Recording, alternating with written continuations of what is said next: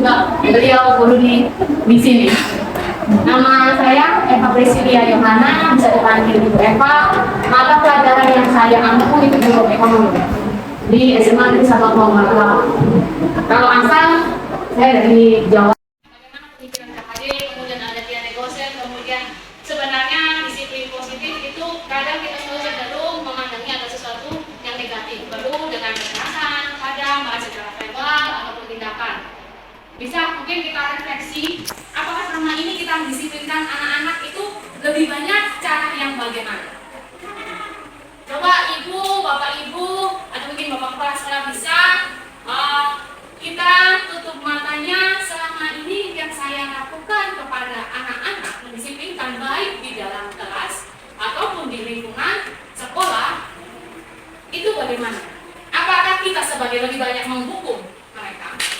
Ataukah ini kita sebagai manajer, kita sebelum ke ice breaking mungkin kita refleksi ke diri sendiri, apakah selama ini kita ini yang mengontrol mereka seperti tadi Ibu Kris bilang adalah teori kontrol itu bagi. Nah, mungkin setelah itu kita langsung ke keyakinan keras dan sebelumnya mungkin ibu atau pak bisa lebih mendekat agar kita bisa melakukan ice breakingnya kita menyanyi saja dan nanti saya ajarkan spidol. Misalnya dari Ibu Erna, Ibu Erna nanti Ibu giring ke Pak, seterusnya dan seterusnya. Nanti kalau kita bernyanyi saya bukan berkasa, saya bilang stop. Nah, spidolnya berhenti di salah satu Bapak Ibu guru. Nah, nanti Bapak Ibu guru bisa menyebutkan mungkin tata tertib atau aturan yang ingin dibuat di kelasnya atau mungkin bisa misalnya mungkin di kelas dulu. Nah, nanti mungkin bisa di sekolah. Nah, jadi kalau potong bebek aksa semua tahu lagunya? Tahu. Kalau tahu, nah berarti kita mulai menyanyi dan saya datang di Ibu Erna, kita semua menyanyi dan pada saat saya bilang stop, berarti berhenti di kata Bapak Ibu guru. Tidak boleh dilempar lagi ke orang lain. Harus kita jujur dan mandiri. Itu salah satu juga nilai-nilai dalam CGP, yaitu mandiri, bertanggung jawab dan jujur. Nah, seperti kita harapkan pada anak-anak toh, kalau kerja tugas, si ujian harus jujur. Nah, kalau Bapak Ibu guru dalam bermain saja tidak jujur, bagaimana?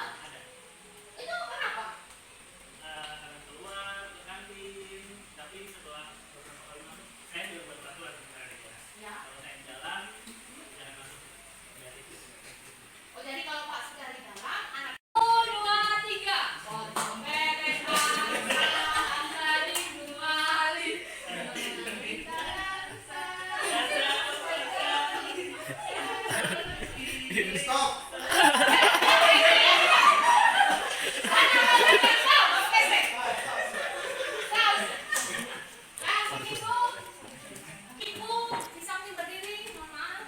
Mungkin diperkenalkan biar. Baik, terima kasih. Perkenalkan nama saya. Ya, mengajar mata pelajaran biologi.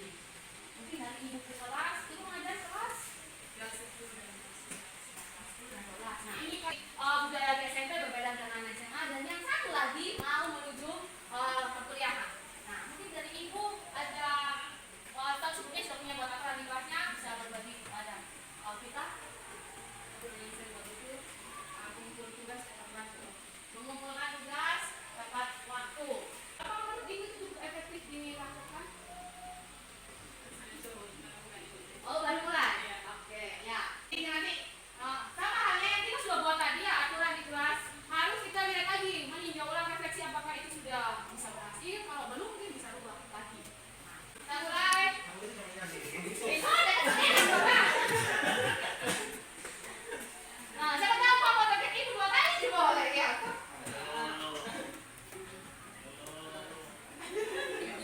Aku foto PPASA, masa itu wali, nona mitra bangsa dan saat pancari. Stop. Saya Melkiana, Ya.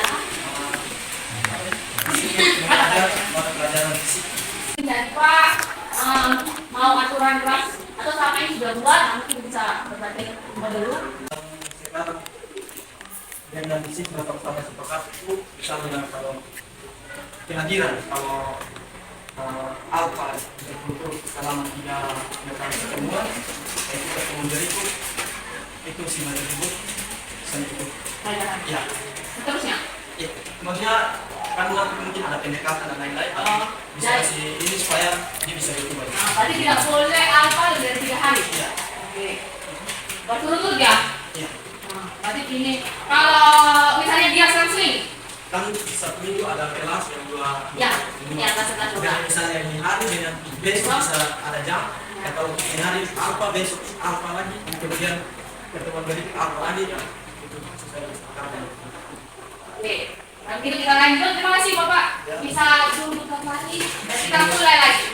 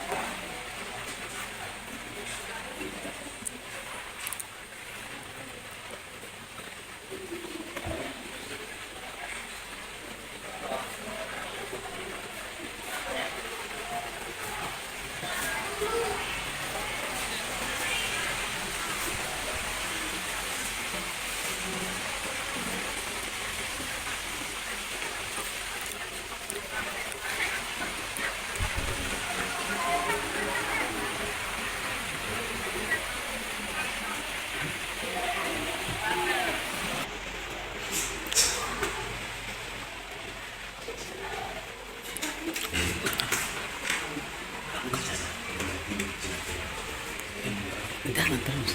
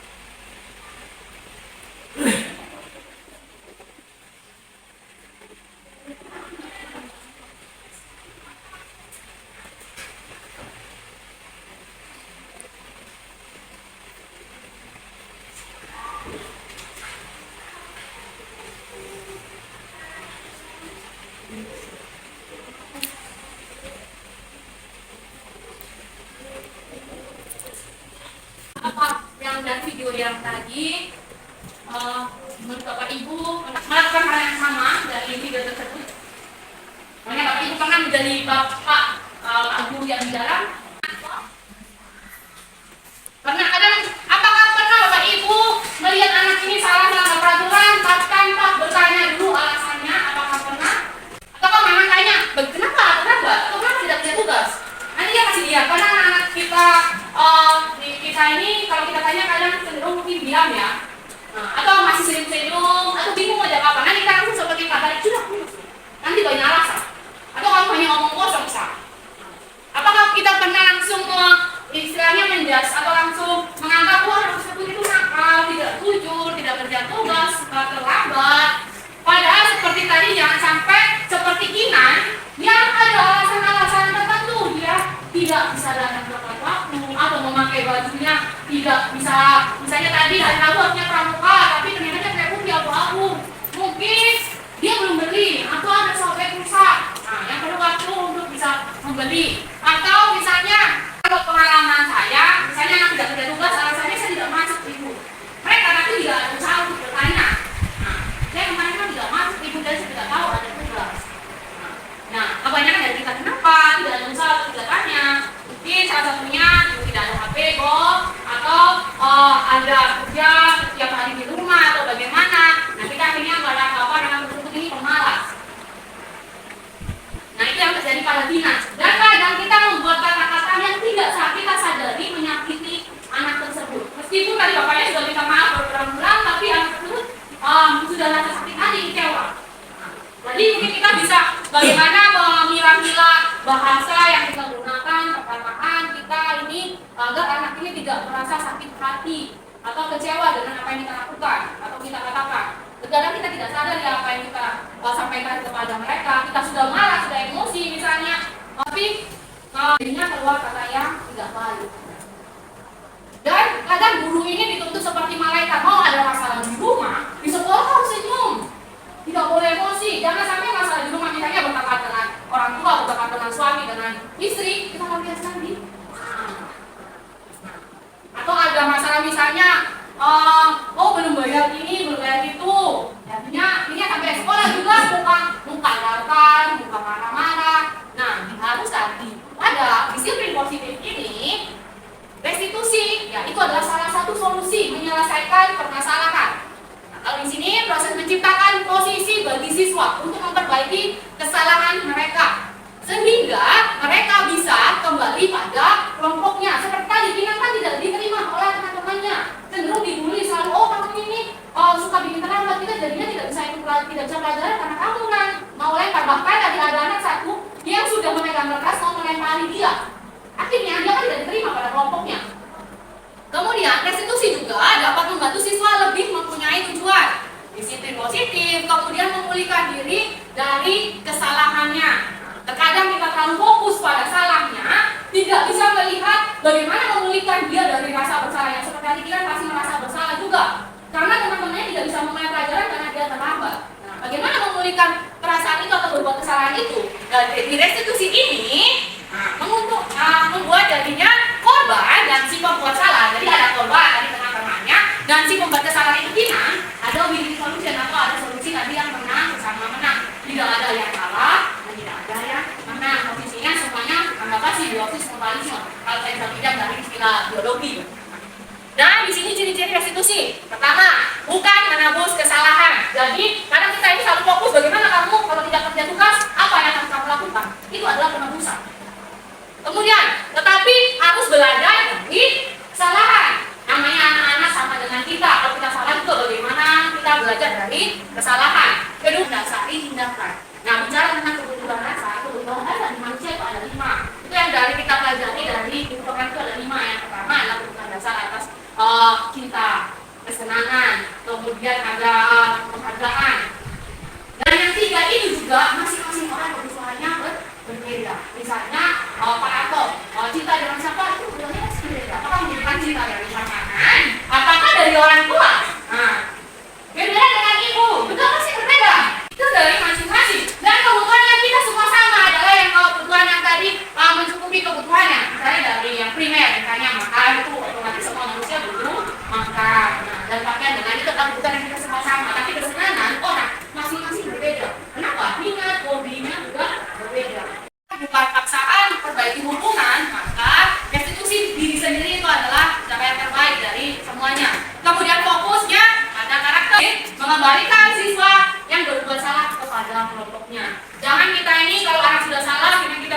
dikucilkan dia.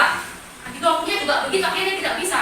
Coba Bapak Ibu lihat di kelasnya, ada satu anak, mungkin kalau satu atau dua yang dia tidak percaya kita tidak kelompok, tapi teman-temannya tidak mau masukkannya dalam kelompok.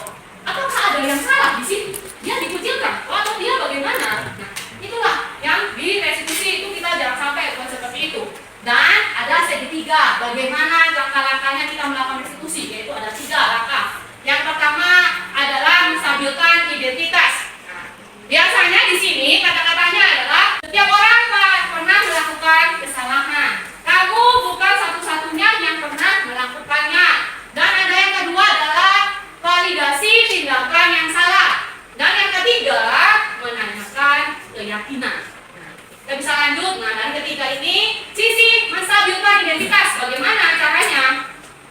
Saat ini, sisi ini merupakan bagian dasar dari segitiga yang bertujuan untuk mengubah identitas anak dari yang gagal karena melakukan kesalahan menjadi orang yang sukses.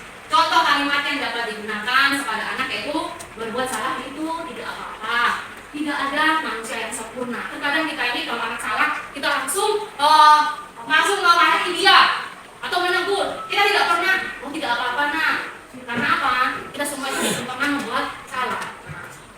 Kemudian yang kedua, sisi validasi tindakan yang salah, yaitu restitusi tidak menyarankan guru berbicara kepada siswa bahwa melanggar peraturan adalah sikap yang baik. Tetapi dalam restitusi harus memahami dasarnya dan memahami bahwa setiap orang pasti melakukan hal yang terbaik pada waktu tertentu. Untuk itu perlu validasi terhadap kebutuhan. Dengan menggunakan contoh kalimat seperti ini, kamu boleh mempertahankan sikap itu, tapi kamu harus menambahkan sikap yang lain. Misalnya, kadang anak-anak mungkin terlambat, ya. Kalau memang mau terlambat terus, tidak apa-apa. Tapi apakah itu hal yang baik? Apakah menurut kamu itu bisa kita ubah atau perlu menambah sikap, mengganti sikap yang terlambat tadi? Dan yang terakhir adalah menanyakan keyakinan. Makanya perlunya tadi membuat keyakinan itu adalah menanyakan kembali. Bagaimana apakah sudah melanggar yang kita sudah sepakati tadi melalui langkah 1 dan 2. Nah, contohnya bagaimana? Apa nilai-nilai umum yang sudah kita telah sepakati dan kamu mau jadi seperti apa? Nah, itu adalah salah satu bagaimana menanyakan keyakinan kepada anak-anak. Kadang anak-anak ini kita tanya saja sebenarnya cita-cita kamu apa? Ada yang masih bingung. Apalagi kalau kita pernah bertanya, kamu mau jadi apa? Mungkin Bapak Ibu yang guru kelas 3, wali kelas 3 menanyakan, setelah ini mau lanjut mana? Apakah sudah mereka punya tujuan atau tidak? Sekarang kita perlu menanyakan kepada anak-anak untuk mereka mau jadi apa? Atau sekedar misalnya hobinya itu apa? Minatnya apa? Dan saya sebelum guru mengikuti CGP ini juga salah satu guru mungkin yang suka marah-marah. Meskipun mungkin saya orang Jawa tapi saya juga sedikit suka marah-marah, tidak bisa lembut. Nah, saya juga suaranya juga lebih keras juga. Banyak orang yang bilang, ibu ini seperti bukan orang Jawa yang suaranya sangat keras dan tingkah lakunya lebih cenderung seperti orang Timur. Dan kalau anak-anak saya pasti nanya, ibu Eva ini suka marah-marah, cerewet, suka menghukum. Nah, tapi setelah mengikuti pendidikan guru penggerak sedikit ada perubahan, meskipun tidak berubah sedikit. Nah, banyak orang bilang begini, ikut TGP itu dulu orangnya hilang, tapi setelah ikut TGP tariknya hilang. Nah, karena sudah dibentuk tadi kita tidak boleh terlalu keras kepada anak, tapi apakah kita juga menghamba karena KHD atau Dewatora ini ada filosofi menghamba kepada murid. Apakah kita harus mengikuti murid terus menerus atau tidak? Atau kita berpihak pada dia? Nah, tapi caranya juga kita harus bisa melihat batasan mana di saat kita bisa mengikuti siswa dan batasan mana kita juga mempertahankan benar. Nah, ini selalu tidak pernah membuat salah, jadi anaknya selalu salah. Dan di sini mungkin Bapak Ibu guru kalau menyelesaikan masalah kepada anak-anak muridnya, wali kelas atau guru melakukan restitusi tadi ini. Pertama, menstabilkan identitas, menanyakan dulu, dan mungkin dari segi cara bicara, kemudian pemilihan kata-kata, dan kalau bisa jangan seperti Bapak tadi di depan kelas, kita panggil secara pribadi. Mungkin itu Bapak Ibu bisa banyak belajar kepada guru yang bimbingan konseling yang mereka lebih banyak cenderung menangani siswa-siswa yang bermasalah. Nah, tapi kita juga di sini sama-sama belajar dari segitiga restitusi. Kenapa kita perlu? Yang pertama adalah ketika anak tumbuh ada kesalahan, maka akan sulit melakukan restitusi. Hal ini karena rasa bersalah itu merupakan energi. Coba Bapak Ibu, kalau sedih, marah, apakah lebih capek atau tidak? Pasti lebih capek, menguras energi. Rasa bersalah dalam hal yang kita senangi pasti akan tidak terasa. Dan merasa bersalah berarti identitas itu gagal. Mungkin kita juga bisa terapkan pada diri kita sendiri.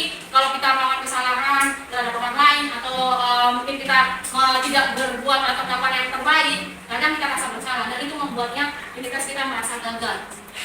Dan rasa bersalah membuat kita terperangkap pada masa lalu yang sudah tidak bisa diubah lagi. Bahasa kerennya tidak bisa move on. Kita selalu seperti, makanya banyak orang bilang guru sejarah itu guru yang tidak bisa move on, hanya taunya di dulu masa lalu saja. Nah itu guru sejarah. Kenapa selalu fokus pada kerajaan ini, pada masa penjajahan? Kita harus move on. Nah, sebenarnya kita belajar dari zaman dulu bagaimana kita memperbaiki hal yang sekarang. Nah, mungkin ini saja saya dan Ibu Kris sudah berbagi, atau Bapak Ibu guru mohon maaf kalau ada salah-salah kata, dan kami juga masih dalam tahap belajar. Dan ini juga pengalaman yang berharga bisa berbagi, meraut mungkin dalam hal MDP atau kegiatan lainnya. Terima kasih buat kehadiran Bapak Ibu semuanya. Apa yang kami paparkan hari ini kami tidak lebih baik dari Bapak Ibu, malah kami tadi ada dari peraturan dari Bapak Ibu Raka itu menambah kacamata saya pribadi dan juga Ibu Eva dalam menetapkan keyakinan. Saya pribadi tadi juga sudah tukar pikiran dengan Ibu Eva, saya minta izin di beberapa kelas saya sudah membuat keyakinan kelas dalam mata pelajaran kimia. Salah satunya di kelas 10 NIA 1 dan 10 NIA 2. Jadi ketika siswa melanggar itu, kita mengembalikan sudah serta-merta. Saya terus terang pas modul ini terjadi dan saya ingat kejadian kita ruang kolaborasi, saya hari itu marah karena ada siswa tidak mengerjakan tugas selama 2 minggu, tetapi dan siswa itu memang langsung keluar dan tidak ini, tapi dengan saya menerapkan restitusi segitiga, siswa itu memiliki kepercayaan diri untuk kembali dan dia membuat tugasnya dengan lebih baik. Dari situ saya, minggu depannya saya membuat keyakinan kelas dan ternyata mereka setuju, mereka nikmati sama-sama, tidak ada ketakutan di dalam kelas dan membuat para siswa lebih mempunyai kreativitas. Memang agak ribet, tetapi mungkin memang itulah tugas kita salah satunya sebagai guru seperti itu. Dan restitusi juga kita juga belajar sama-sama bahwa saya belajarnya dari perusahaan kreativitas. Memang saya pribadi sering menyalahkan dan itu membuat siswa takut dan tidak menyukai pelajaran saya seperti itu dan membuat potensi mereka tidak kelihatan dalam ketakutan itu. Itu saja. Besok kami minta izin untuk share di AMFO Angkatan Laut, mungkin dengan beda tukar posisi dengan beda posisi. Semoga kami berdua dan bekerja sama dengan teman-teman yang lain bisa juga berpartisipasi, berkolaborasi sama-sama untuk bertukar sebuah makasih. Terima kasih buat kehadiran ini. Mungkin kita sesi foto bersama sebagai teman-teman. Atau Bapak Ibu mungkin mau berbagi atau apa yang mau foto misalnya manfaat dan segala macam, kita lalu Pak Lutfi. Pagi menjelang siang kepada teman-teman semuanya. Tidak berlama-lama lagi kita bisa mulai acaranya. Bilang saya dengan Ibu dari Ambang Utara akan berbagi tentang materi atau modul yang kami dapat dalam masa pendidikan guru penggerak. Sebelum itu, agar kita semua saling tahu, saling kenal. Selain saya, pasti teman-teman juga sudah kenal semuanya, tapi mungkin ada yang belum mengenal Ibu yang luar biasa ini, yang lebih senior daripada saya yang sudah di Ambang lebih dari 10 tahun. Dengan latar belakang yang kita tahu, beliau juga lulusan universitas yang terbaik di Indonesia. Jadi sebelum itu, Ibu dari SMA 1 Ambang Utara untuk berkenalan. Selamat pagi Bapak Ibu guru hebat. Terima kasih Bu Eva buat kesempatannya. Terima kasih juga sebelumnya saya ucapkan buat rekan-rekan guru di SMA 1 Ambang Laut yang sudah mengizinkan dan bahkan mengundang saya untuk berbagi praktik baik tentang budaya positif yang sama-sama merupakan kolaborasi dengan rekan saya Bu Eva. Izinkan saya memperkenalkan nama saya Ibu Krisniati Kuliati. Saya bertugas di SMA Negeri 1 Ambang Utara semenjak tahun 2011. Saya mengajar mata pelajaran kimia dan seperti tadi Ibu Eva omong, saya berasal dari Jakarta. Jadi saya tes di NTT tahun 2010 dan puji Tuhan lanjut lulus dan ditempatkan di SMA Negeri 1 Alfa Utara sampai dengan saat ini. Silakan Ibu Eva untuk memulai aktivitas daripada praktik baik ini. Oke, sebelum kita mulai kepada materi budaya positif, izinkan saya menyampaikan pantun untuk membuka acara hari ini. Tolong bantuan kepada teman-teman bilang cakep. Belum. Belum? Oke, cakep. Jalan dari Solio ke Apoan. Di tengah jalan ketemu penjual ikan. Izinkan kami menyapa teman-teman. Untuk teman-teman selamat pagi menjelang siang. Kemudian ada lagi pergi ke pantai sambil makan ikan. Senja sore sedap dipandang. Beribu terima kasih kami haturkan. Dan untuk teman-teman semua yang sudah datang. Jadi ini salah satu yang sebelumnya saya tidak pernah lakukan. Namun karena pendidikan guru penggerak membuat kita untuk lebih sering belajar. Potensi yang tersembunyi yang kita tidak tahu selama ini. Salah satunya adalah tentang budaya positif yang sudah sebenarnya sering kita lakukan di sekolah, yaitu berhubungan dengan disiplin. Hanya apakah disiplin atau budaya positif yang sudah kita lakukan ini sudah benar atau belum? Jadi ini adalah materi kita hari ini. Dan sebelumnya mungkin kita bisa melakukan cobalah buka. Apa kegiatannya adalah lakukan bersama rekan Anda. Jadi di sini berpasangan ya. Lakukan bersama rekan Anda ya. Dan itu Anda menggenggam tangan seolah menyembuhkan sesuatu sementara rekan Anda berusaha membuka. Apa yang Anda lakukan? Jadi ada yang menggenggam dan ada yang pegang. Jadi ada yang memang itu. Ya, satunya menggenggam barang yang sesuatu yang harus disembunyikan dan itu berharga. Dan yang satu berusaha merebut atau membuka genggaman tersebut. Apakah yang tadi menggenggam itu akan membuka kepala rekannya kalau memaksa membuka? Pemaksaan. Ya itu tahu makanya pemaksaan. Apakah Ibu Santi mau membuka, Pak Yanto, Ibu Wari, Ibu Adven, Ibu Yandri dan Pak Manen mau membuka jika temannya meminta dengan baik. Mengapa Ibu yang pegang? Ini sesuatu yang sangat berharga bagi Bapak dan Ibu. Pertama adalah meminta dengan santun, dengan baik. Apakah tetap dibuka atau diberikan? Buka atau tidak? Tidak. Misalnya perhiasan atau uang. Nah, sesuatu anggaplah itu adalah sesuatu yang berharga. Ini dulu agama, diminta diberi. Ya, berarti kalau dulu agama diminta pasti diberi meskipun itu diri sendiri. Nah, yang kedua, mengapa menutup kepala Anda? Dan yang ketiga, sesungguhnya siapa yang memegang kendali ataupun kontrol untuk membuka dan menutup? Jadi apakah alasannya dibuka dan apa alasannya ditutup? Dan siapa sebenarnya yang pegang kontrol untuk membuka dan menutup itu? Kalau Pak Manen buka, kenapa? Meminta sesuatu, jadi saya harus memegang sesuatu. Meskipun itu sesuatu yang berharga. Yang menutup di sini siapa? Nanti kenapa ditutup? Karena ini barang yang sangat berharga dan besar, kita tidak bisa kasih ke orang lain. Rahasia. Ya, meskipun itu ibu sampai diancam nyawa segala macam. Nah, berarti di sini yang memegang kontrol bukan orang lain, tapi seperti Pak Maten dari diri sendiri. Ibu Santi juga sama halnya dengan murid. Nah, meskipun ibu mau pukul dia di kepala, di kaki, mau hukum tuh berlari, berlutut. Kalau mereka memang tidak mau, tidak bisa dipaksa. Itu yang dinamakan diskriminasi atau dan nilai kebajikan universal. Dan kalau diberikan secara ikhlas seperti Pak Maten, sifatnya tidak akan sementara. Tapi kalau lewat paksaan, tadi ancaman, itu mungkin karena terpaksa dan itu bersifatnya bisa sementara. Dan yang kedua adalah tadi teori kontrol berhubungan dengan kegiatan yang kita lakukan. Nah, kenapa? Alasannya yang pertama adalah realitas atau kebutuhan dari kita masing-masing berbeda. Kemudian setiap orang memiliki gambaran yang berbeda. Yang satu membuka, yang satu menutup, gambarannya berbeda. Ataupun sama-sama menutup bisa jadi mempunyai pendapat atau gambaran yang berbeda. Dan yang ketiga, berusaha memahami pandangan. Jadi terkadang kita ini selalu memikirkan atau melihat dari pandangan sendiri, tidak memikirkan atau pandangan atau sisi orang lain. Berhubung tentang apa? Tentang kebutuhan. Nah, kebutuhan manusia itu ada 5 aspek. Yang pertama adalah kebutuhan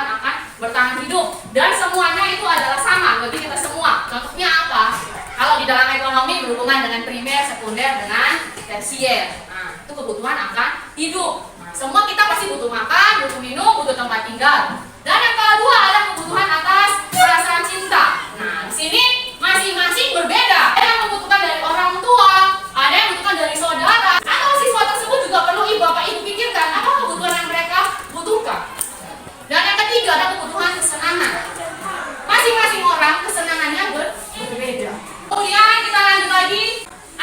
Hanya Anda yang bisa mengontrol diri tadi. Nah, kalau membuka menutup berarti seseorang itu sendiri yang bisa kontrol. Meskipun siswa, kenapa setiap hari akan selalu ada yang terlambat? Karena kontrol pada diri masing-masing. Kemudian ada kolaborasi dan konsensus menciptakan pilihan yang baru. Dan yang terakhir adalah di sini teori kontrol itu model yang berpikir menang-menang atau win-win solution. Tidak ada yang dirugikan, tidak ada salah satu pihak merugi ataupun menang. Kadang kita selalu misalnya mengontrol anak yang berlutut, anak yang lari-lari, anak yang kabur singkat, itu kan kita yang menang, tapi siswa yang merasa dirugikan misalnya. Itu yang kadang kita biasakan dengan namanya hukuman. Dan teori kontrol ini nanti berhubungan dengan posisi kontrol bagi kita masing-masing guru. Apakah kita tipe penghukum, kedua pemantau, kemudian ada manajer, dan ada apa lagi Ibu Kris? Teman. Kita di posisi yang mana? Pembuat bersalah kah? Terus di mana? Apakah hanya sekedar menghukum? Nah, apakah itu sudah baik atau belum? Idealnya kita sebagai manajer. Di sini Bapak Ki Hajar Dewantara menyatakan bahwa untuk menciptakan siswa yang merdeka. Nah, sekarang pertanyaannya, bagaimana siswa yang merdeka? Maka syarat utamanya harus memiliki disiplin yang kuat, yaitu disiplin diri yang berasal dari motivasi internal atau dari dalam sendiri. Jika tidak mempunyai motivasi internal, maka diperlukan motivasi eksternal atau orang lain untuk mendisiplinkan dirinya. Jadi tidak masalah kalau bagi kita sendiri atau siswa itu tidak mempunyai motivasi internal, perlunya seorang guru adalah menuntun atau sebagai pamong. Dan itu adalah modul pertama untuk CDP. Mungkin Bapak Ibu yang sekarang mendaftar. Nanti modul pertama yaitu adalah tentang filosofi KHD. Sebagaimana guru itu menjadi seorang pamong atau menuntun, bukan menuntut. Jadi kita harus lihat lagi bagaimana siswa itu bisa merdeka dan bagaimana mengeluarkan motivasi internal dalam diri mereka yang selama ini belum ditemukan. Karena misalnya anak terlambat, mungkin belum ada motivasi internal, tidak mengerjakan tugas, mungkin tidak punya motivasi internal dalam diri. Kenapa tujuannya sekolah? Kenapa harus mengerjakan tugas? Diane dosen menyatakan juga bahwa disiplin itu berasal dari bahasa Latin, yaitu disiplina yang berarti belajar. Ingat ya, disiplin bukan menghukum artinya, tapi belajar. Kata disiplinnya juga berasal dari kata yang sama, yaitu disiplin atau murid atau pengikut. Jadi kita jangan selalu mengartikan disiplin itu dengan negatif, karena di sini disiplin itu artinya adalah belajar. Next Ibu. Dan motivasi perilaku manusia itu pada dasarnya ada 3. Ini mau siswa atau mau kita, tetap kita ada 3 motivasi ini dalam diri seorang manusia. Yang pertama adalah menghindari ketidaknyamanan atau hukuman. Kedua, mendapatkan imbalan atau penghargaan dari orang lain. Dan yang ketiga adalah menjadi orang yang mereka inginkan dan menghargai diri sendiri dengan nilai-nilai yang mereka percaya. Menurut Ibu Wali, dari mana yang Ibu mau dari siswa yang Ibu harapkan? 1, 2, atau 3? Yang ketiga. Yang ketiga, kenapa Ibu? Di situ dikatakan untuk menjadi orang yang mereka inginkan dan menghargai diri sendiri dengan nilai-nilai yang mereka percayai. Artinya dalam kehidupan sehari-hari itu mereka mampu menjadi orang-orang yang mereka mengenal diri sendiri bahwa mereka itu berharga. Jadi mereka menanamkan nilai-nilai yang harus mewujudkan kalau mereka bisa, atau nilai-nilai yang baik lah intinya. Nilai-nilai yang baik dan bisa menghargai diri sendiri. Itu menurut Ibu Wali. Kemudian kalau dari 1 dan 2, apakah Ibu Nur, apakah tidak baik juga motivasi dari manusia? Misalnya siswa motivasinya datang ke sekolah karena mendapatkan imbalan atau penghargaan, atau dia mengerjakan sesuatu karena Bapak Ibu guru menjanjikan nilai yang bagus. Dari 2 hal di atas itu baik juga, tetapi di situ di mana nanti peserta didiknya dia mau mengerjakan sesuatu karena kalau misalkan ada hukuman, berarti dia akan hindari hukuman, maka dia kerjakan. Setelah itu lagi yang kedua, dia kalau mau ada imbalan dulu baru mau kerja. Kalau tidak ada imbalan, dia tidak akan kerja. Maka di situ kita membuat siswa itu atau peserta didik kita akan menjadi manusia yang harus dikontrol, tidak ada motivasi dari diri sendiri. Itu dari saya. Terima kasih. Berarti bisa disimpulkan ya, yang paling ideal itu adalah yang ketiga, yaitu menghargai menjadi orang yang mereka inginkan. Mereka karena tidak mau dihukum dan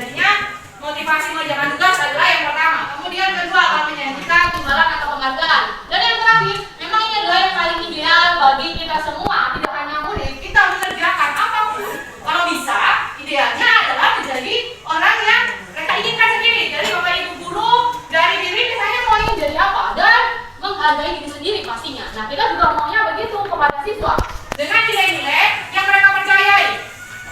Jangan, kadang mungkin kita dulu beranggapan kalau anak-anak diberikan penghargaan, diberikan imbalan, itu adalah bisa memotivasi mereka dalam bersekolah, melakukan sesuatu. Itu juga hal yang baik. Namun di saat tidak ada imbalan atau penghargaan, motivasi tersebut hilang. Jadi akhirnya jadi apa? Jadi kebiasaan setiap melakukan sesuatu, kalau tidak ada imbalan tidak mau kerja. Kalau tidak ada penghargaan, tidak mau mengerjakan sesuatu. Dan begitu pun juga yang nomor 1, kalau kita tidak hukum, mereka tidak akan mematuhi apa yang kita katakan atau perintahkan. Kalau nomor 1. Namun kalau mereka sudah menghargai diri sendiri dan mereka tahu apa yang mereka inginkan, pastinya akan melakukan sesuatu dengan ikhlas, dengan sendirinya, tanpa perlu ada paksaan, tanpa perlu ada rayuan, dan ataupun tanpa perlu adanya kekerasan. Dan di sini adalah tujuan dari disiplin positif itu sendiri, yaitu menanamkan motivasi kepada semua siswa kita agar mereka menjadi orang yang mereka inginkan. Kemudian menghargai diri sendiri dengan nilai-nilai yang mereka percayai. Dan motivasi ini berasal dari siswa atau internal, sehingga akan berdampak jangka panjang dan tidak akan terpengaruh dengan adanya hukuman dan hadiah. Berbeda dengan hukuman dan hadiah itu mempunyai waktu yang jangka pendek, karena bukan motivasi dari dalam diri, tapi motivasi dari Bapak Ibu guru. Kalau anak dapat nilai 100, nanti ibu berikan hadiah atau Bapak Ibu guru. Atau siapa yang kerja tugas, ibu akan kasih nilai A. Itu adalah berupa penghargaan atau imbalan. Tapi kalau tidak ada itu, apakah mereka mau mengerjakan atau melakukan sesuatu yang kita mau? Dan disiplin positif ini bagaimana cara mewujudkannya atau bagaimana caranya kita mengaplikasikan atau menerapkan di sekolah? Nah, itu nanti pada keyakinan kelas. Nah, sebelum kita mulai keyakinan kelas, kita speaking ya. Bapak Ibu mungkin bisa berdiri. Nah, di depan. Di depan sini. Nanti ikut kita bernyanyi. Pertama, duduk senang, berdiri senang, berjalan-jalan mencari kawan. Tapi di saat ibu ini saya bilang berjalan-jalan mencari kawan, naik oto. Tapi kalau ojek boleh berkumpul 2 orang. Kalau oto berarti harus berkumpul 4. Kalau ojek becak 3. Ada jadi lagunya duduk senang, berdiri senang, berjalan-jalan mencari kawan, berjalan-jalan mencari kawan. Nah, itu begitu ya. Kita masih lagi ya. Oke. Sampai mana ini sampai?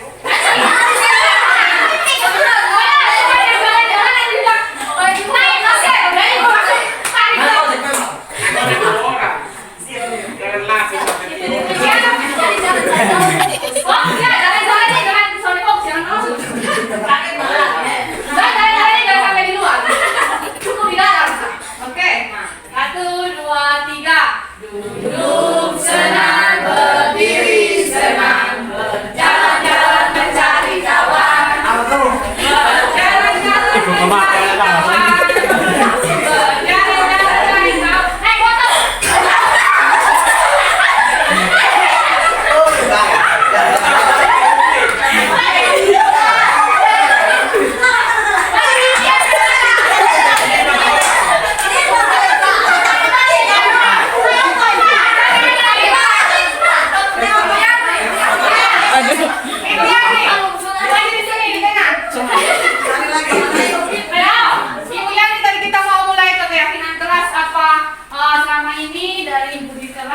Sudah menerapkan keyakinan atau kesepakatan kelas atau belum? Kalau untuk kesepakatan sudah.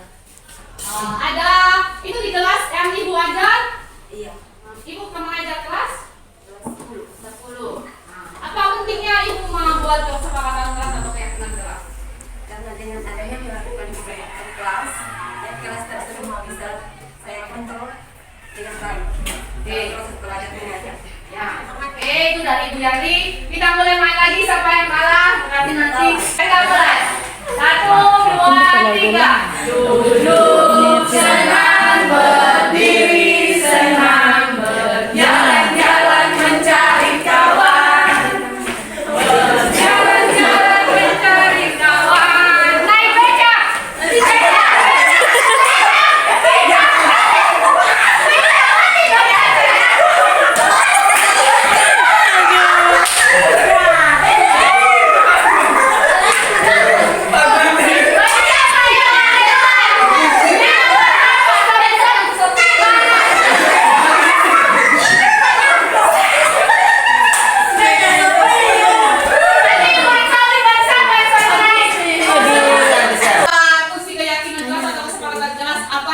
Pak yang sudah atau belum dan kenapa?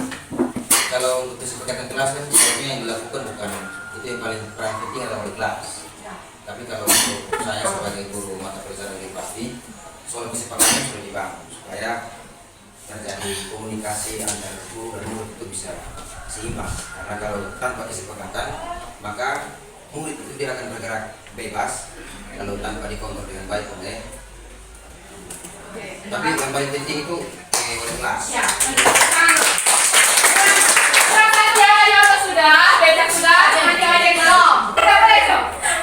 Duduk senang, berdiri senang, berjalan-jalan mencari teman, berjalan-jalan mencari kawan, naik ojek.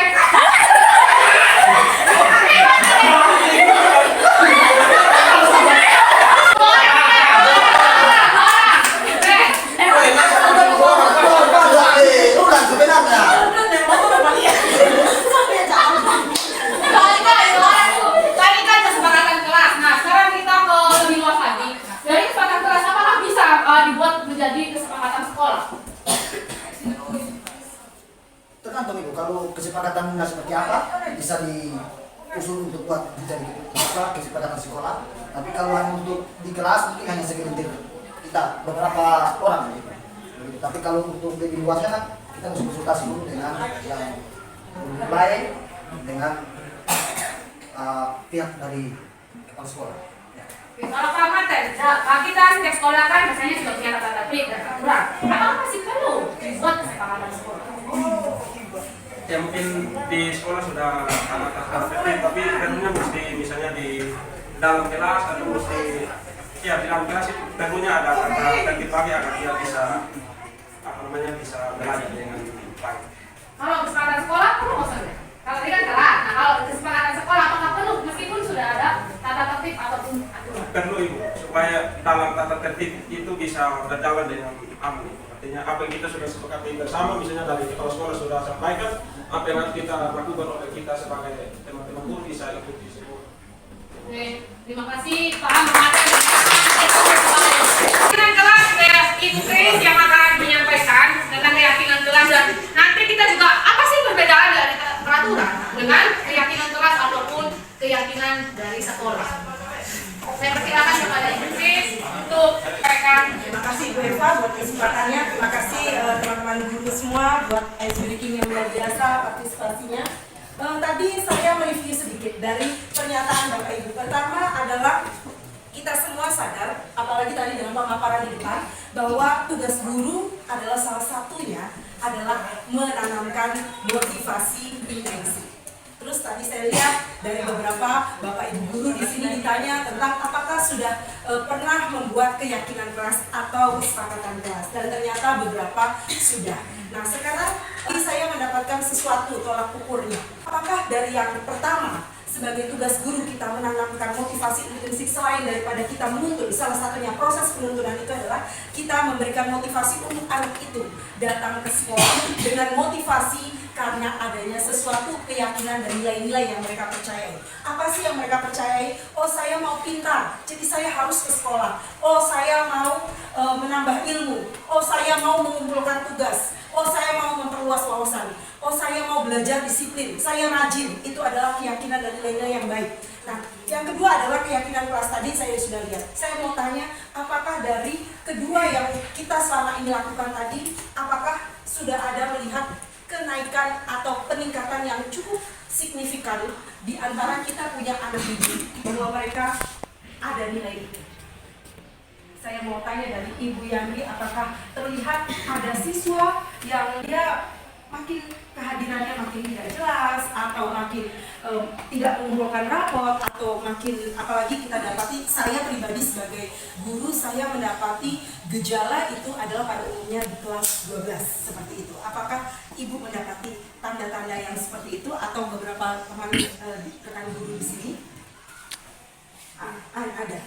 Ibu ceritakan salah satu contohnya. Di sini kadang ada siswa yang dia datangnya dari kami terus habis itu dia juga bolos. Terus di situ tidak BKD sih gila kok. tapi terus masih saja sama dan nanti jalan satu-satunya harus wali kelas mengeluarkan surat panggilan.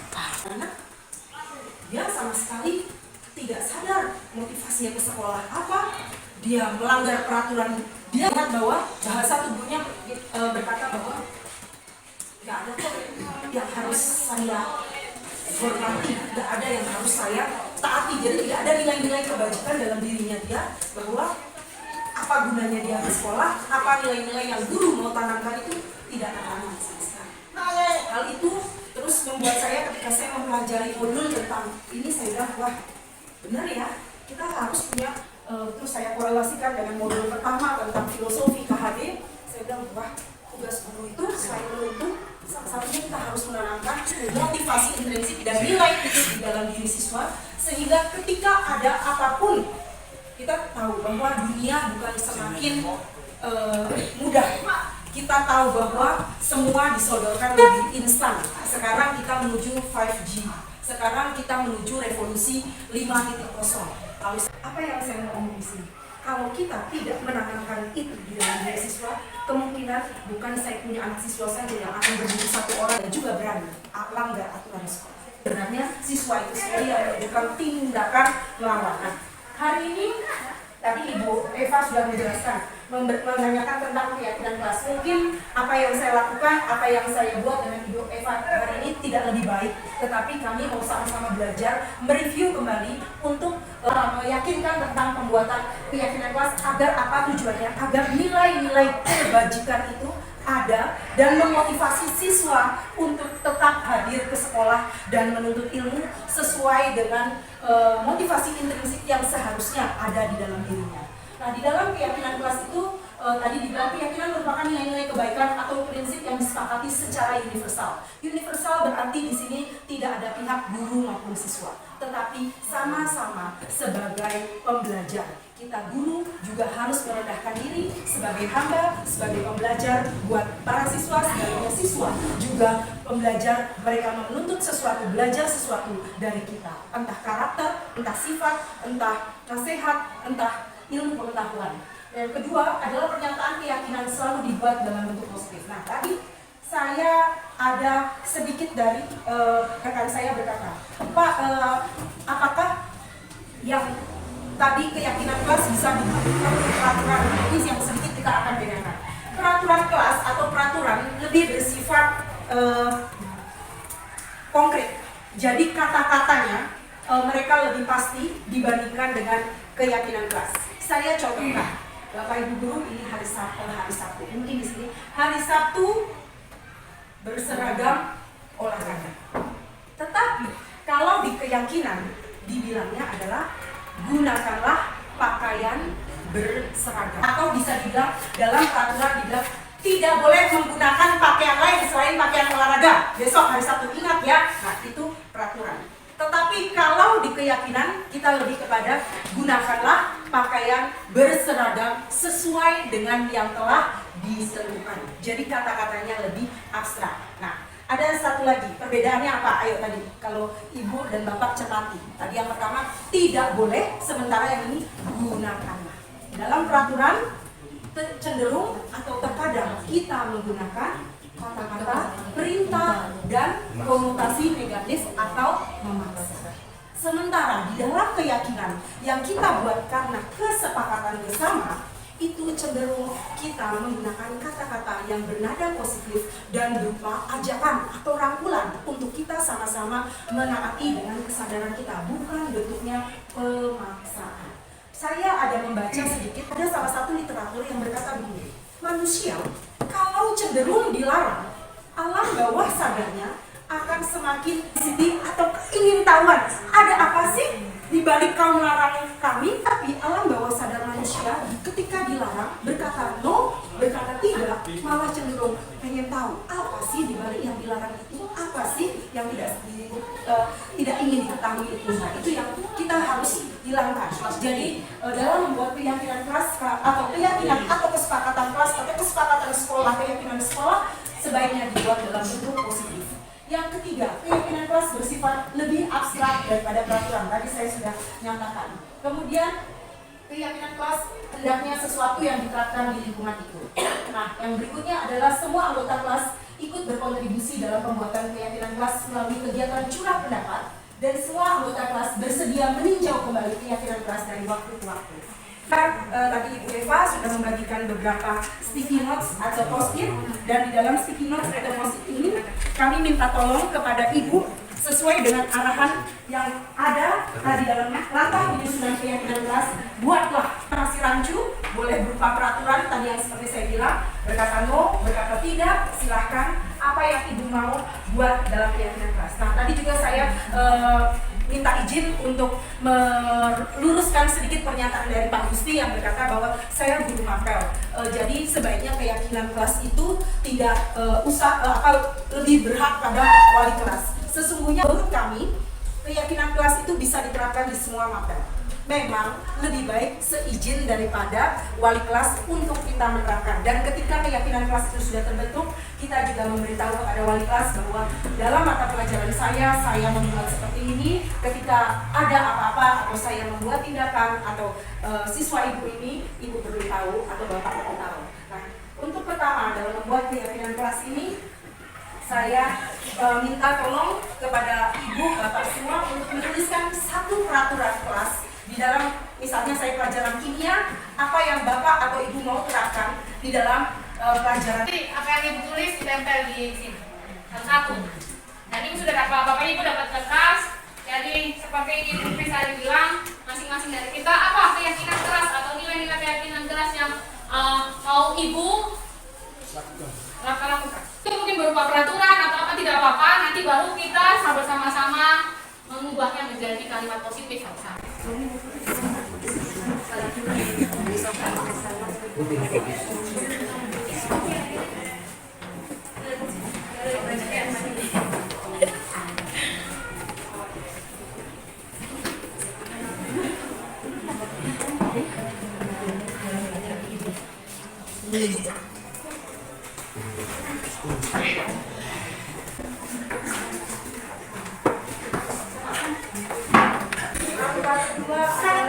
Sudah semua atau masih ada?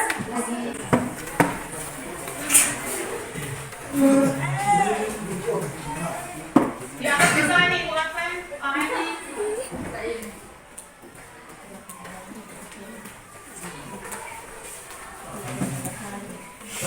Siapa sudah? Pertama, berdoa sebelum dan sesudah belajar. Kedua, saling menghargai antara siswa dengan murid, dengan guru. Tadi siapa? Ibu Rina. Yang dari teman-teman lain apa setuju? Setuju. Setuju, maka ibu sudah mencatatnya di papan tulis. Yang kedua, saling menghargai dan menghormati dalam perbedaan yang ada. Ini siapa punya? Ibu Santi. Bagaimana teman-teman yang lain? Setuju. Setuju. Yang ketiga, mengumpulkan tugas tepat waktu. Punya siapa? Ibu Ari. Setuju. Dan yang keempat, ini ada dua, kesepakatan bersama dengan siswa dalam proses KBM. Saya dulu. Oke, Pak Manten. Guru harus menjadi teladan kepada siswa. Bagaimana dari Pak Manten ini? Pertama, kesepakatan bersama dengan siswa dalam proses KBM. Tidak apa-apa, dua. Tidak apa-apa. Tidak ada mau 3, 4, 5, 10 juga boleh. Tapi harus apa? Disepakati bersama. Tapi lebih baik minimal agar mudah diingat 7 sampai 8. Tidak usah terlalu banyak. Pusing juga. Jadi bagaimana ini kesepakatan bersama ini maksudnya bagaimana Pak Manten? Maksudnya kesepakatan bersama dengan siswa sebelum belajar itu. Maksudnya ketika masuk kelas berarti harus ada kesepakatan sebelum belajar. Maksudnya biar dalam proses pembelajaran itu bisa. Kesepakatan apa? Berdoa apa? Bernyanyi. Jadi apa yang kedua saja? Guru harus menjadi teladan kepada siswa. Ya, guru harus menjadi teladan. Ya. Berarti yang kedua ya. Namun nanti kalau bapak ibu guru jangan langsung dikat juga anaknya. Misalnya menyampaikan sesuatu jangan dicoret juga.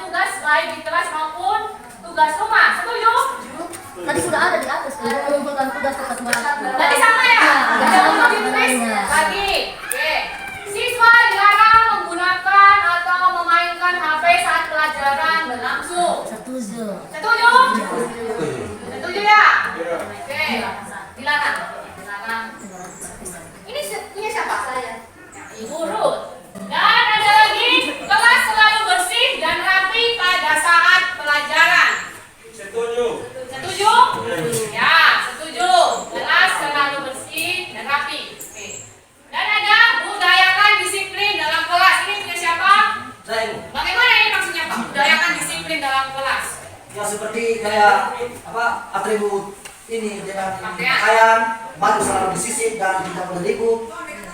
Berarti itu bisa lebih dari 2 ya? Tadi berpakaian, rapi, kemudian tidak boleh ribut atau berisik. Jadi sebenarnya coba Pak fokus apa? Fokus dulu Pak. Maksudnya mau yang mana? Satu. Pakaian tadi. Berpakaian. Oke, Ibu, Chris. Ini berpakaian. Mengkampanyekan perlindungan Kuskus Alfoa dan Nusa Timur melalui lukisannya Pak. Peser tadi. Lukisan ini. Lukisan peserta didik. Apakah itu termasuk kesepakatan atau termasuk pembelajaran? Itu kalau kita lebih pembelajaran Ibu. Kalau misalkan kampanye sosialisasi itu lebih kepada pembelajaran. Kalau kesepakatan sesuatu yang Atau bisa begini, melestarikan atau menjaga lingkungan. ya mungkin lebih diperjelas. Ya, lebih diperjelas ya. Menjaga lingkungan, menjaga dan melestarikan Ya. alam, Alam, ya. lingkungan jadi lokal. Jadi ini kan bisa tindakan. Kalau yang tadi fokusnya lebih ke bagaimana pembelajarannya, termasuk dalam pembelajaran yaitu kontekstual atau model. Kemudian ada menjaga kebersihan kelas dan rajin ke sekolah. Apakah ada yang sama tadi? Kebersihan kelas Ada rajin ke tadi kelas. ada. Kalau rajin ke sekolah? Belum. Belum. Setuju ya ini ya? Oke, rajin datang sekolah. Kemudian ada 2 juga. Yang pertama mengecek kerapian siswa, kemudian ada selalu berpakaian rapi. Sudah ya? Sudah masuk. Oke, sudah masuk. Nah, bukan berarti ini tidak dicantumkan, tapi sudah ada. Dan yang terakhir tidak boleh mencontek saat ulangan. Tidak. Belum ada ya? Belum. Tidak boleh mencontek saat ulangan. Apakah ini sekedar saat ulangan? Bagaimana kalau mengerjakan tugas? Apakah boleh menyalin? Tidak boleh toh? Di sini berarti ada. Silakan lanjut ikutin nanti. Saya tulis. Pembelajaran ya, diganti ya, bukan hanya ulangan tapi pembelajaran. Terima kasih buat semua input yang Bapak Ibu Guru sudah buat. Kemudian di langkah ketiga adalah kita akan mengubah kalimat negatif menjadi kalimat positif. Seperti tadi kita bilang bahwa ada kecenderungan kalau kita membuat kalimat negatif adalah konotasinya adalah kita seperti memaksa.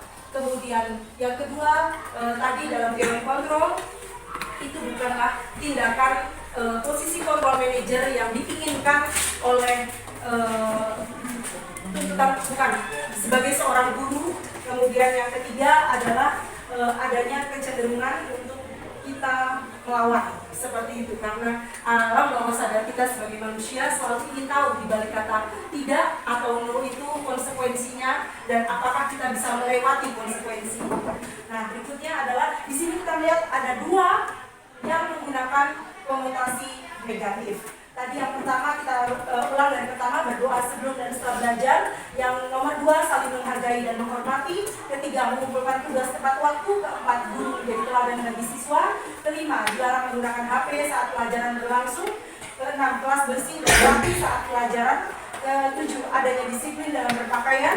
Kedelapan melestarikan dan menjaga lingkungan dan potensi alam sekitar. 9 rajin datang ke sekolah. Ke-10 tidak boleh mencontek saat pembelajaran. Oleh karena adanya 2 kata dalam konotasi negatif atau dimulai dengan kata tidak atau dilarang, maka ada baiknya kita mengubahnya menjadi bentuk positif. Nah, bentuk positif yang kita sepakati kalau dilarang menggunakan HP saat pelajaran berlangsung, kita bisa ganti menjadi menggunakan HP seizin dan kita perlu juga adanya kata tidak boleh mencontek saat pelajaran. Kita bisa berubahnya dengan berlaku, jujur, mandiri dan bertanggung jawab dalam Pembelajaran ya. Tadi tugas kita salah satunya adalah menanamkan motivasi intrinsik, adanya keyakinan, nilai kebajikan yang akan tertanam dalam diri siswa ketika mereka melakukan itu. Apa sih gunanya saya nggak boleh bawa HP? Kenapa sih saya nggak boleh terlambat? Mereka harus tahu itu. Karena apa? Disitulah karakter mereka akan tertanam, akan terus bertumbuh dan mereka yakini menjadi, oh saya tidak boleh terlambat.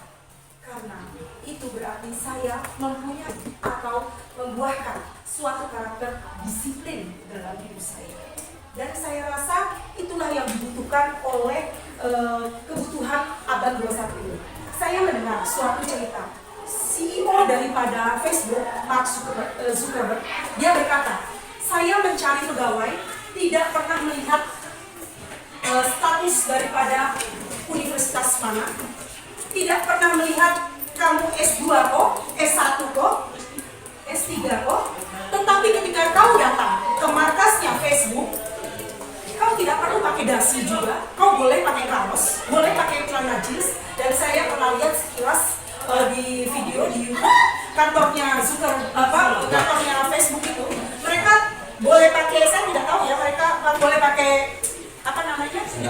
Sandal jepit, terus bukan, mereka pakai sepeda jadi masuk ke dalam mereka punya kantor, boleh pakai sepatu roda, line skate, boleh pakai yang sekarang di bandara juga pakai, saya lupa namanya apa, terus termasuk salah satunya kita punya anak-anak punya permainan itu apa skateboard, dan ada satu lagi orang bilang dulu yang pakai sepeda didorong-dorong. ya didorong-dorong, itu saya lupa namanya, Skuter.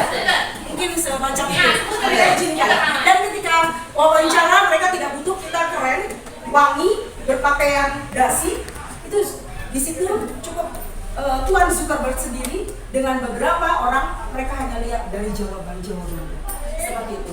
Dan yang mereka lihat adalah karakter, potensi yang dibutuhkan oleh lowongan. Dari sini saya melihat nilai kebajikan ini adalah nilai yang harus ditanamkan, karena itu akan bertumbuh menjadi karakter yang mana di era mendatang, di kebutuhan abad 21 itu akan menjadi bahasa tanda kutipnya nilai jual buat anak didik kita, untuk mereka. Karena kan sekarang di kantor-kantor ditanya kemampuanmu apa, kelemahanmu, dan kita tidak bisa bilang ya kemampuan saya, kita bilang bapak lihat apa dalam diri saya, nggak bisa. Tetapi kita harus punya nilai jual, saya disiplin, saya bertanggung jawab, saya mandiri, seperti itu. Nah ini kita akan lihat nilai kebajikan dari masing-masing potensi. Berdoa sebelum dan setelah belajar, berarti kita akan menerapkan beriman dan berdoa, menghargai Dan menghormati toleransi. toleransi atau apa? Nilai kebajikan apa yang bisa toleransi ya? Mengumpulkan tugas tepat waktu, Disiplin.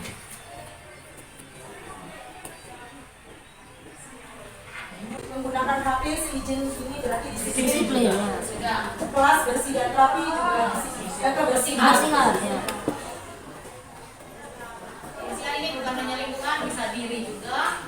Iya. Dan sampai anak sekolah tidak Mandi. mandi.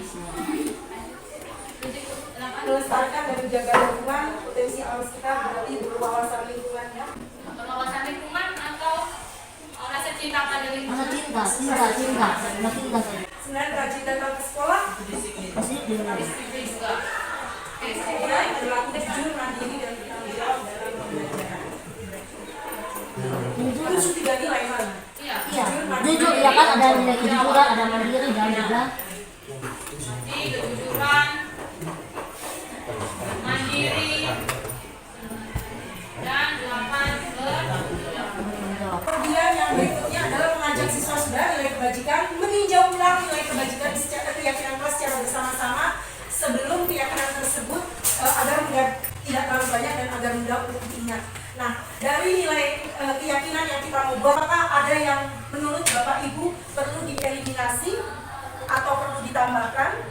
Pas ya. Kemudian setelah itu langkah berikutnya adalah kita semua meninjau ulang sudah, kemudian akan dibuatkan keyakinan kelas itu, dan sebagai bentuk kita sepakat hanya menyetujui dan menandatangani. Jadi saya minta tolong bantuan Bapak untuk menuliskan bagian yang perubahan kalimat tadi 1 sampai 10 untuk kemudian kita tempel. Sambil kita menunggu, tadi Ibu Eva sudah menjelaskan 5 posisi kontrol. Ada yang paling rendah adalah sebagai penghukum, kemudian adalah yang kedua adalah sebagai teman, yang ketiga adalah sebagai pemantau, yang kedua adalah pembuat rasa bersalah, ketiga adalah pemantau, teman, keempat adalah pemantau, dan kelima adalah manajer. Restitusi. Nah, dari 5 posisi kontrol ini, yang terbaik adalah kita menjadi manajer. Pasti semua orang pengen jadi manajer. Manajer bukan hanya posisinya top of the top. Manajer bukan hanya dapat sesuatu reward berupa salary atau gaji yang lebih besar. Tetapi manajer juga memegang tanggung jawab untuk bisa memanage atau mengkoordinasi semua yang dibebankan atas pekerjaannya. Seperti itu, yang di bawah dia, pegawainya, siswanya, dia harus bisa manage, termasuk peraturan sekolah. Nah, posisi manajer ini tidak serta-merta bisa kita dapatkan. Sejujurnya, saya sampai saat ini belum bisa melakukan sebagai posisi manajer. Saya masih sering sebagai guru, sebagai penghukum atau pembuat rasa bersalah. Saya dengan modul ini berusaha untuk belajar menjadi atau mencapai posisi manajer. Bukan demi agar saya memperoleh reward atau gaji atau perhatian jabatan, tetapi sebaliknya impact-nya adalah demi kelangsungan daripada kelas kita besar. Sebagai seorang guru, kita harus beranjak dari posisi penghukum, pembuat rasa bersalah, kemudian teman, pemantau, dan terakhir adalah kita menjadi manajer. Bukan buat kita, tetapi buat mereka merasa nyaman di kelas, tidak ada ketakutan, dan potensi mereka tetap terbangun. Salah satu cara untuk kita bisa menaikkan level kita dari posisi kontrol seorang penghukum dan lain-lain sampai posisi manajer adalah dengan melakukan restitusi. Restitusi merupakan proses menciptakan posisi bagi siswa untuk memperbaiki kesalahan mereka sehingga mereka bisa kembali pada kelompoknya dengan karakter yang lebih kuat. Restitusi dapat membantu siswa menjadi lebih mempunyai tujuan, disiplin positif, dan memulihkan dirinya ketika berbuat salah. Restitusi menguntungkan siswa dan si pembuat salah. Itu yang kita inginkan. Tujuan dari restitusi membuat siswa punya disiplin positif, memulihkan siswa, dan termasuk di dalamnya memulihkan keadaan kelas. Kelas tidak menjadi tegang, kelas tidak menjadi ketakutan, dan berikutnya adalah mengumpulkan korban dan guru mungkin yang dia atau teman-teman lain dengan tidak mengumpulkannya itu tetap semuanya diuntungkan. Dan yang ciri-ciri restitusi yang pertama, restitusi tidak merebus kesalahan. Kita tidak mengambil kesalahan, kita tidak menganggap bahwa semua orang boleh salah. Kesalahan itu boleh dilakukan, tetapi dari restitusi akan membuat kita semua belajar dari kesalahan. Restitusi akan memperbaiki hubungan, di mana hubungan yang kita mau di dalam kelas adalah hubungan antara guru dengan siswa dan siswa dengan siswa. Restitusi adalah tawaran, bukan paksaan. Jadi tidak ada kata-kata, ayo kamu baikan ya, ayo kamu minta maaf ya, tidak ada. Seperti itu. Restitusi menuntut untuk melihat ke dalam diri. Restitusi mencari kebutuhan dasar yang mendasari tindakan. Nah, ini yang tadi korelasinya dengan apa yang rekan saya paparkan. Ada 5 kebutuhan. Pertama, kebutuhan fisiologis yang menyangkut sandang pangan dan papan. Kemudian yang kedua, kebutuhan akan kesenangan. Ketiga, kebutuhan akan kebebasan. Keempat adalah kebutuhan kedua adalah kebutuhan cinta kasih. Ketiga, kesenangan. Keempat, kebebasan. Dan kelima, penghargaan. Kita harus memahami tiap-tiap siswa, bahkan diri kita sendiri sebagai guru punya kebutuhan akan hal tersebut. Restitusi adalah cara yang terbaik. Restitusi fokus pada karakter, bukan tindakan. Restitusi menguatkan dan mengembalikan siswa pada kelompoknya. Itu yang bisa kita pelajari. Dan sebaiknya mulai dengan saya melihat mungkin kita sama-sama sekolah saya dengan sekolah Bapak Ibu mulai menerapkan kurikulum merdeka, itu adalah lebih baik kita melakukan dengan restitusi. Seperti tadi saya bilang, ketika siswa dimarahi saat ini, mereka punya 1001 cara untuk melarikan diri dari kita, bukan kembali kepada kita. Berfungsi sebagai posisi kontrol, penghukum, pembuat rasa bersalah, teman, pemantau, dan akibatnya yang tampak pada video tadi di atas, situasi kelas menjadi tidak nyaman. Ditayangkan tadi, Pak Guru tadi menciptakan permisi minta maaf, monster-monster kecil, orang-orang yang sudah bisa menghakimi dengan cara melempari kertas, orang-orang yang sudah bisa menuduh atau membuli dengan cara berteriak ke temannya ketika mereka salah. Yang kedua adalah kita membuat siswa yang bersalah tersebut makin tidak nyaman. Hanya orang-orang tertentu yang punya mental baja untuk terus maju sekalipun ada halangan. Yang ketiga, hampir saja siswa tadi mengundurkan diri dari sekolah. Kita tidak akan pernah lihat potensinya. Siapa tahu the next adalah dia pemimpin bangsa ini. Nah, salah satu cara untuk kita menjadi seorang dalam posisi manajer, seorang pendidik yang berfungsi mengambil posisi manajer adalah kita melakukan restitusi, yaitu pengembalian posisi siapapun yang bersalah, teman maupun siswa, kembali kepada komunitas. Nah, langkah-langkah yang akan dipakai adalah disebut dengan segitiga restitusi. Segitiga restitusi dilakukan dengan cara pertama, menstabilkan identitas. Cara itu dapat dilakukan dengan berkata bahwa setiap orang pasti pernah melakukan kesalahan. Yang kedua, kamu, Anda bukan satu-satunya yang pernah berbuat salah. Bukan berarti kita menganulir kesalahan, melupakan kesalahan, tetapi kita berempati bahwa kita semua sebagai manusia tidak ada yang sempurna dan kita bisa melakukan kesalahan. Langkah yang kedua adalah memvalidasi tindakan yang salah. Cara untuk memvalidasi tindakan salah, kita bisa mengatakan, membuat pernyataan atau berkata-kata, kamu, Anda pasti punya alasan kenapa berbuat demikian. Yang kedua adalah, apakah ada cara yang lebih efektif untuk kamu butuhkan? Itu cara kita. Untuk apa? Bertanya, apakah alasan Anda, siswa Anda, melakukan tindakan itu? Apakah tidak ada cara lain sehingga dia tidak seharusnya bersalah? Jadi kita berusaha untuk mencari alternatif buat dia, untuk dia tidak melakukan kesalahan. Yang ketiga adalah menanyakan keyakinan. Tadi kita telah membuat kesepakatan atau keyakinan kelas seperti tamak, seperti dinding. Itu sudah disepakati. Dan mereka sudah tahu nilai-nilai kebajikan yang ditanam di dalamnya.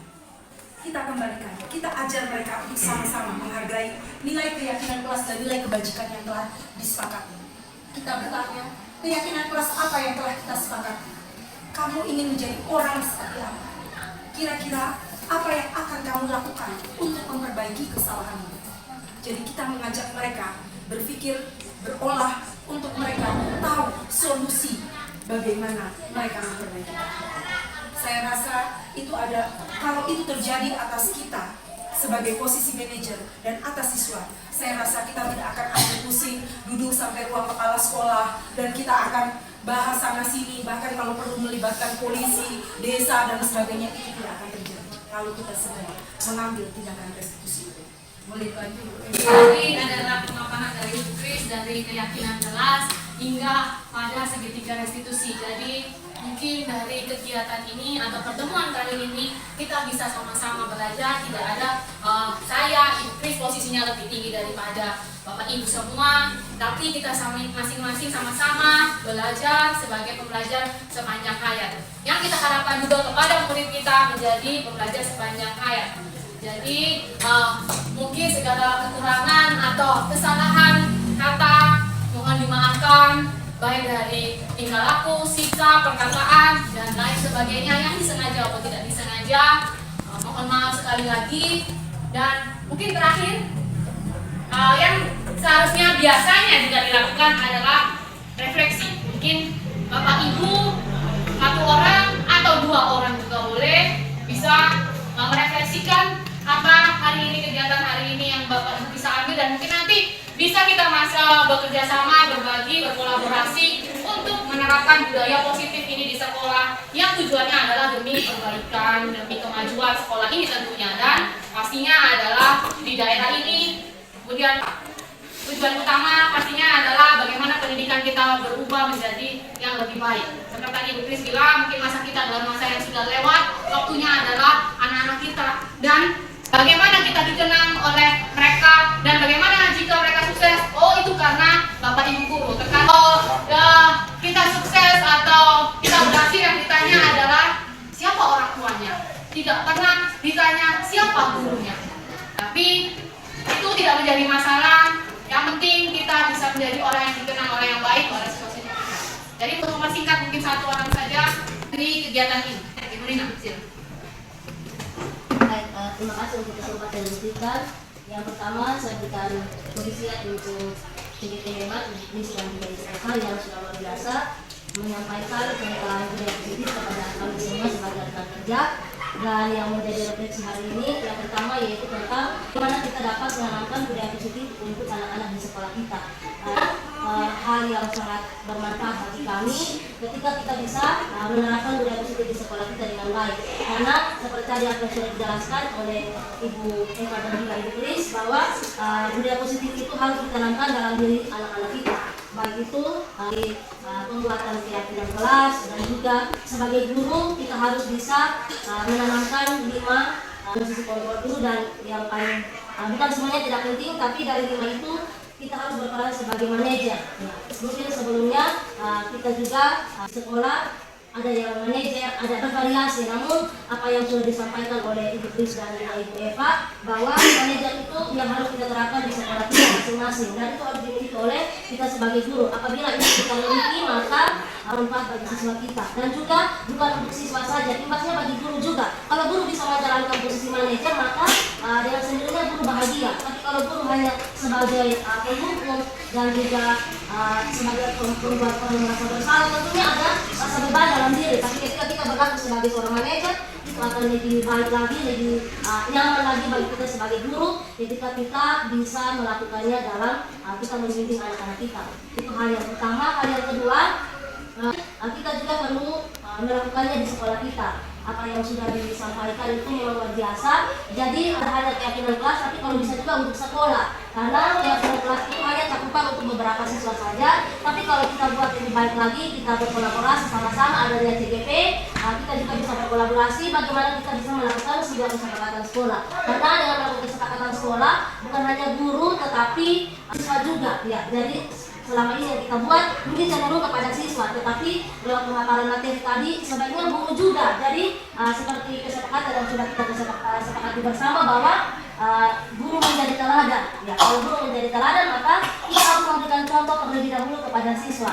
Karena contoh yang baik itu bisa ditiru oleh anak-anak kita. Jadi mungkin itu yang dapat saya refleksikan pada kegiatan hari ini tentang budaya positif. Terima kasih banyak. Terima kasih kepada Ibu Nina, kita beri Nah, dari refleksi yang Ibu Nina berikan, mungkin itu adalah akhir dari pertemuan kita.